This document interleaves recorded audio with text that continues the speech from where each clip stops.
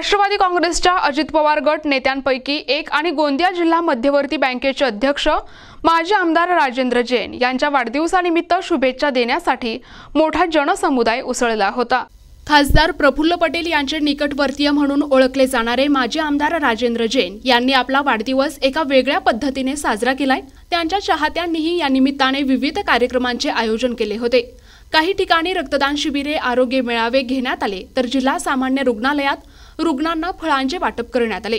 स्वतः राजेंद्र जैन यांनी गोशाळेत जाऊन गोपूजा करून दिवसाची सुरुवात केली। गोंदिया शहरात NMD कॉलेजच्या ऑडिटोरियम हॉलमध्ये केक कापून त्यांचा वाढदिवस साजरा करण्यात आला। यावेळी राजेंद्र जैन यांनी जिल्हा मध्यवर्ती बँकेचे अध्यक्ष म्हणून शेतकऱ्यांसाठी केलेल्या कामांची प्रशंसा करण्यात आली। त्यांनी मोठ्या प्रमाणात कर्ज उपलब्ध करून दिल्यामुळेच त्यांची नुकत्याच पार पडलेल्या निवडणुकीत पुन्हा अध्यक्षपदी निवड झाली।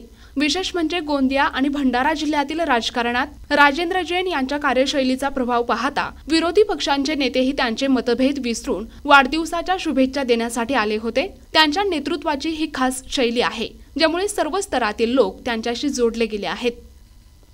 आज सकाळपासून माझ्या वाढदिवसानिमित्त मंदिर, गोशाला आणि अनेक कार्यक्रम शाळेमध्ये, स्कूलमध्ये आणि गोंदिया जिल्ह्यात जे आमचे सर्व जे प्रेमी आहे त्यांनी वेगळे वेगळे कार्यक्रम ठेवले आहेत। आणि माझ्या वाढदिवसानिमित्त हे जे सर्व प्रेम करणारे लोक आहेत हे मोठी संख्येमध्ये मला आशीर्वाद देण्याकरिता इथे येत आहे।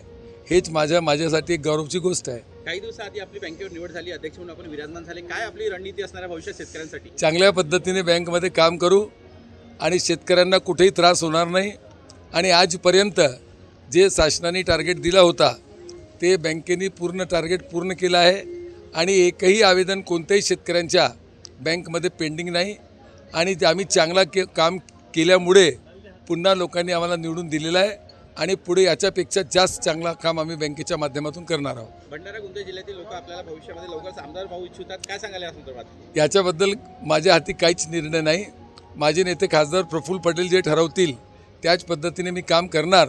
आणि आजपर्यंत माझ्या असं म्हणजे आहे की पद येते जाते, पण खासदार प्रफुल्ल पटेल साहेबाबरोबर काम करत असताना एक चांगल्या पद्धतीने मला वाटते आणि ज्या पद्धतीने मला पाहिजे त्या पद्धतीने लोक मला प्रेम करतात आणि माझ्यावर आशीर्वाद ठेवतात। प्रतिनिधी राधा किसन सुटे, NTV न्यूज मराठी, गोंदिया।